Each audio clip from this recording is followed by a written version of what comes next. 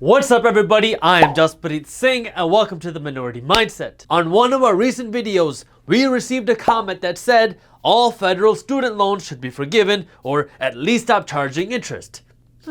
Pretty interesting. I want to address that. Here is the scary truth.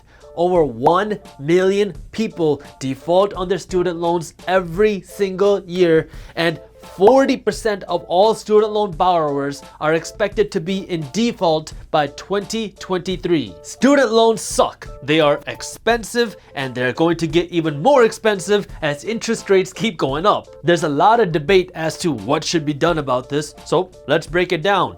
Should the government forgive or pay off all of your student loans? I think we should start with some background information. Why the heck is college so expensive? Well, in 1965, the United States government passed the Higher Education Act, which was supposed to encourage people to go to college. Through this act, the United States government told the universities that they, the government, will personally guarantee all student loans no matter what the cost of college is. When colleges heard that the government will be guaranteeing tuition, they got pretty excited.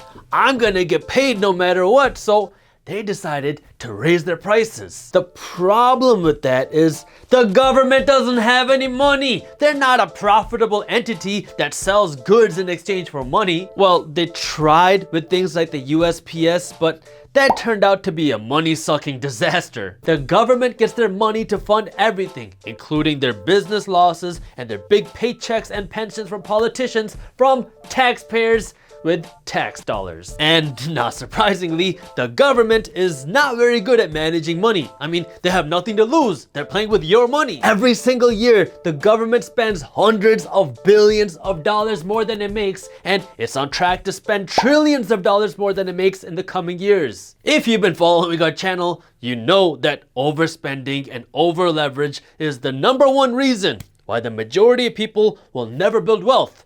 And the government is no different. Now you might be thinking, so what? The whole world is in debt. Why can't the government just borrow a little bit more money and pay off all of its student loans to make life easier on its citizens? It sounds great in theory, but financially, it will hurt you more than it helps you. The student loan crisis wasn't an accident. It was specifically designed to keep you making payments forever. Let me explain. Banks make money when you borrow money. So if you pay off all of your loans, then the banks stop making money. So it is beneficial to the banks to keep you in debt and to keep you making payments. When the government saw this model, they got a little bit jealous. So they decided to enter the student loan business. But because you're dealing with the government, they made sure that you will have to pay back the government no matter what. You can't declare bankruptcy on your student loans, unlike every other loan in the world, because the government said so. So either you pay or the government will come and force you to pay by selling whatever you own. Right now, Americans owe about $1.5 trillion in student loans alone. So if the government wanted to pay off or forgive all of these loans, they would need a lot of money. Remember, the government doesn't have any money. So to get the money to pay off your loans, the government can try to sell bonds, or they can try to borrow that money from other countries like China and Japan, but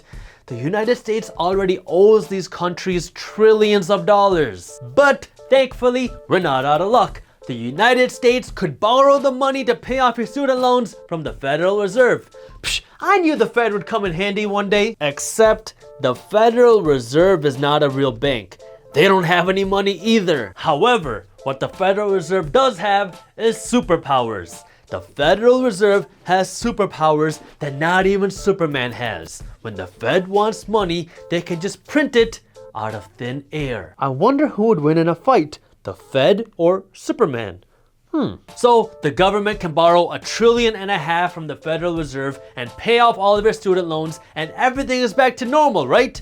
Well, not exactly. This would result in two different financial problems. First, this would mean that the country's interest payments would go up because now we owe more money to the Federal Reserve. The government already doesn't have enough money, so to make up for these higher interest payments, they will need more tax money, and the way they can get more tax money is by raising your taxes. Your new tax bill would be used to pay off the principal and interest that you owe the government, and it would be used to pay off the interest that we owe the Federal Reserve for paying off the principal and interest on your student loans. You can think of it kind of like using one credit card to pay off another credit card's balance and then only paying the minimum payments on your new credit card. You have to pay interest twice on the same money. And second, there's a secret cost to printing more money. When there are less dollars in the world, each dollar is more valuable because there's less of it. Think of it like supply and demand. It's the reason why some antique cars are so valuable because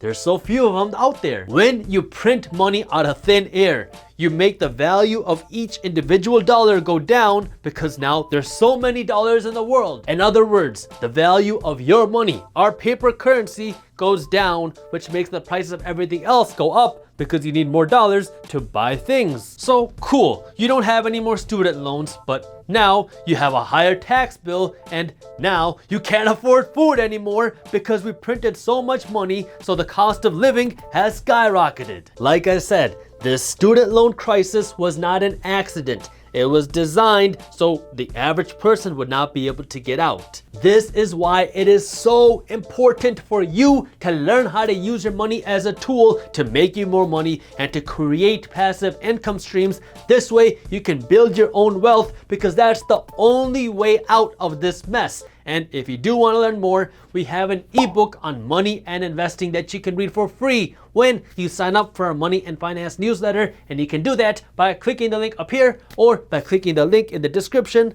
below. Thank you for watching. If you enjoyed our video, hit that thumbs up button and share it with one friend so you can help spread the word. Don't miss our new videos on entrepreneurship, business, and money every Wednesday and Friday at 7:30 a.m. Eastern Standard Time. So if you don't want to miss them, hit the subscribe button and the notification bell below. That way you actually find out when the new videos are released. And as always, keep hustling.